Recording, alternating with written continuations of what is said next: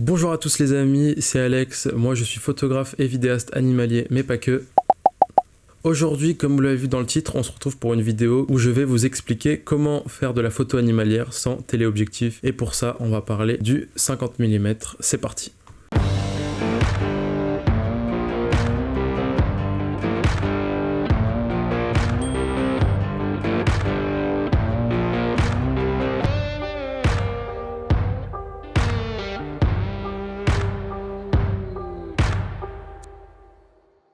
Alors, si j'ai choisi le 50 mm, eh bien c'est pour plusieurs raisons.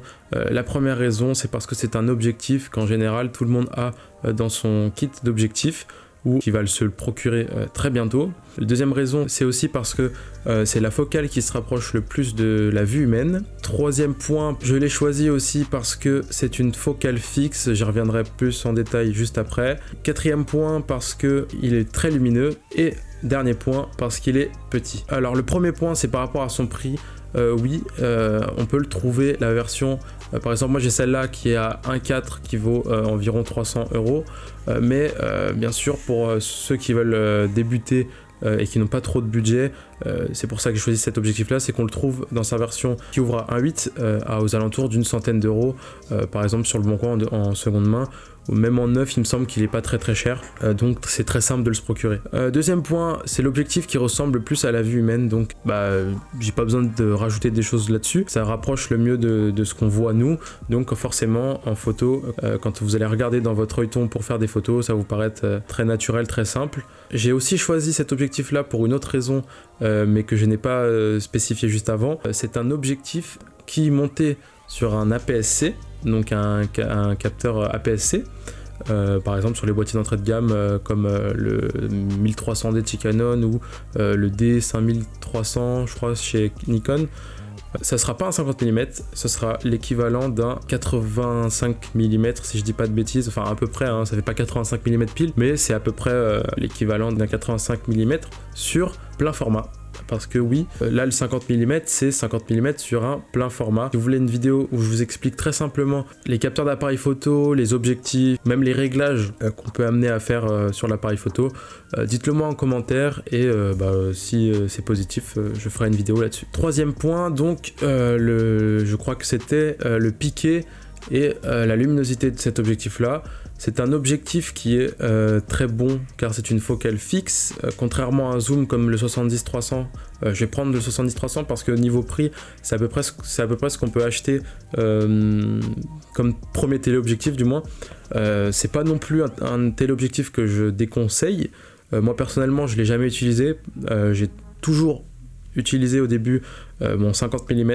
Et ça pendant au moins 2 ans, et j'ai réussi à faire quelques clichés qui sont pas mal, comme par exemple ceux-là.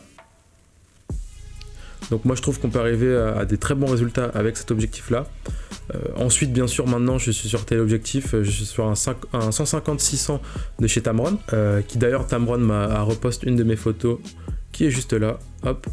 D'ailleurs n'hésitez pas à aller vous abonner à mon Instagram qui est juste ici, voilà. Le piqué, qu'est-ce que c'est? Le piqué, c'est le niveau de détail dans votre image quand vous croppez dedans, quand vous zoomez dedans du moins. Cet objectif là est très très bon, même à 1.8, parce que là j'ai la version 1.4 parce que j'ai pas la version 1.8, mais j'utilisais du moins la version 1.8 avant. C'est ce qui va vous permettre de pouvoir cropper dans votre image. Si vous voulez par exemple un plus gros plan sur votre biche ou sur un renard ou comme ici un hibou ou un aigle, et vous pourrez recropper sans perte de qualité de votre image. Bien sûr, là aussi c'est très important, c'est pas l'objectif qui fait tout sur le crop, sur le recadrage plutôt, c'est aussi les millions de pixels de votre boîtier. Par exemple, je sais que les boîtiers entrée de gamme qu'on peut trouver en seconde main, ils font par exemple 18 millions de pixels, c'est pas énorme, ça suffit pour faire des belles images, hein.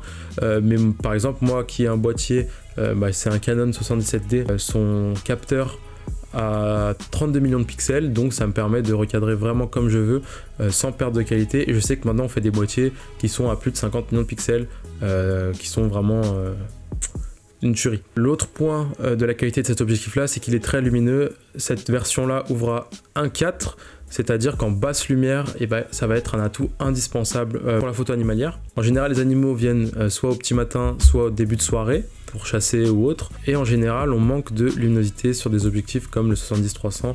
Pourquoi ? Parce que quand on est à 300 mm, on est à 5-6. Et quand on est à 70 mm, on est peut-être à f4, mais pas trop près de l'animal ou à la distance que l'on veut. Et c'est donc pour ça que cet objectif-là est un atout indispensable. Avec cet objectif-là, on n'est pas obligé d'augmenter nos ISO. C'est qu'il ne nous fait pas perdre de la qualité et du coup une image de meilleure qualité. J'ai dit beaucoup de fois qualité. Certes, au niveau de la focale, c'est pas une focale qui est très longue, donc on va pas pouvoir faire des très gros plans sur les yeux d'un renard qui se trouve à 10 mètres ou d'un chevreuil ou d'une biche qui est aussi pas très loin. Mais on peut avoir de très belles images qui sont assez larges et même comme ça fait du bon travail. Il y a aussi une phrase que j'aime bien qui résume bien la situation ici, c'est de la contrainte naît la créativité. Et il me semble que c'est Olivier Schmitt qui a dit cette phrase-là. Donc allez voir ses vidéos hein, si vous aimez bien tout ce qui est photographie et vidéo, et cinéma, etc. Justement, grâce à cet objectif-là, il y a la contrainte qui vous impose. On va pouvoir mieux composer son image, nous-mêmes nous avancer ou nous mettre dans un endroit pour avoir l'image la plus belle qu'il soit.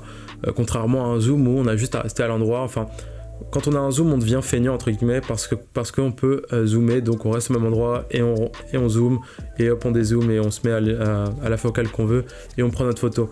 Et alors que si on bougerait juste un peu vers la gauche, vers la droite ou on avancerait un peu, on aurait une photo de meilleure qualité.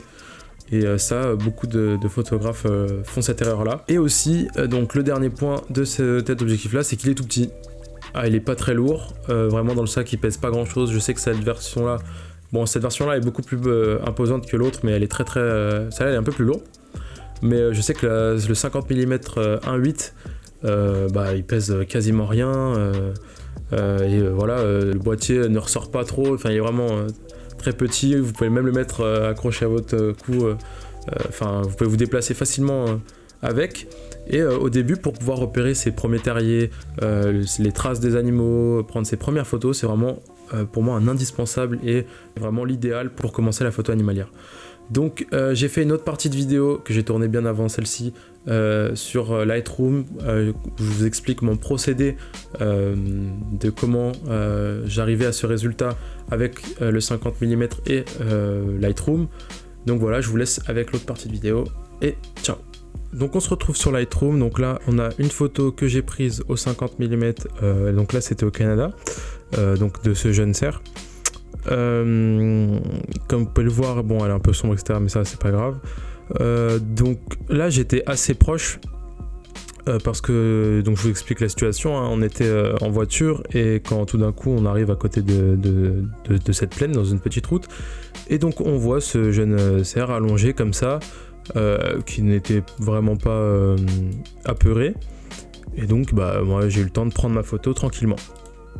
Et comme vous pouvez le voir quand je zoome sur cette photo, je sais pas si je peux encore un peu plus, voilà, et on peut voir que il est quand même assez net, et comme on peut le voir, il n'y a pas vraiment d'artefacts ou d'aberrations chromatiques énormes dues à la qualité justement de l'objectif. Donc meilleure la qualité de votre objectif est, et moins d'aberrations chromatiques vous allez avoir, ou d'autres aberrations. Vu la netteté de ma photo, ça va pouvoir me permettre de justement cropper sur ma photo. Donc là on peut la voir, elle est en entière, et donc là si je veux cropper seulement sur la tête du cerf par exemple, là, on va faire un truc assez exagéré, hop, voilà, un truc très très exagéré.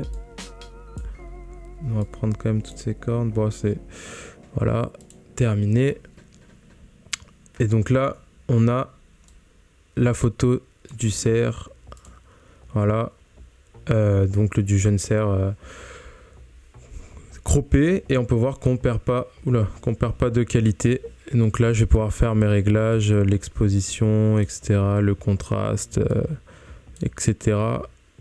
Voilà, enfin faire quelques réglages et sans avoir perdu de la qualité, et avoir un plus gros plan qui serait digne d'un 500 mm, ou d'un 200 mm, etc. Bon, la seule différence notable qu'on peut avoir avec un téléobjectif, c'est que bien sûr mon background ne sera pas aussi flou que sur certaines photos. En tout cas, mon background ne sera pas aussi flou que par exemple sur un 500 mm sur une photo qu'on peut comparer. Voilà. Donc c'est le seul désavantage bien sûr de ça. Mais bon, ça peut aider pas mal de débutants à pouvoir se lancer dans la photo animalière, et c'est un objectif qui coûte vraiment pas cher. Donc voilà pourquoi le 50 mm est un objectif utile. Bien sûr, libre à vous d'utiliser d'autres objectifs comme un 17-50 qui ouvre à 2.8 ou un 24-70, voire un 24-105. Mais je trouve que pour commencer la photo animalière et s'entraîner à seulement au moins avoir l'œil, ou même commencer à pister des animaux comme les renards, les chevreuils, les biches, etc. en forêt, c'est un objectif qui peut être très utile pour ceux qui n'ont pas beaucoup de moyens et qui veulent avoir avant tout de la qualité, car c'est aussi un objectif qui peut être utilisé pour d'autres photos type portrait, paysage aussi, enfin... Il a plusieurs utilités. Bien sûr, beaucoup d'entre vous me diront que à ce prix-là, peut-être, on peut acheter un 70-300, un 16-135, il me semble, de chez Canon, ou d'autres objectifs, mais la qualité n'est pas du tout pareille. Certes, vous allez voir plus loin, mais à moindre qualité, d'où ma vidéo sur ce 50 mm là. Donc voilà, j'espère que la vidéo vous a plu. Si vous avez d'autres idées de ce genre, ou si vous voulez si vous avez d'autres thèmes de vidéos, n'hésitez pas à me le mettre en commentaire, ou n'hésitez pas à répondre à cette vidéo en commentaire. N'oubliez pas le like pour me soutenir et de vous abonner, et je vous dis à la prochaine vidéo. Ciao!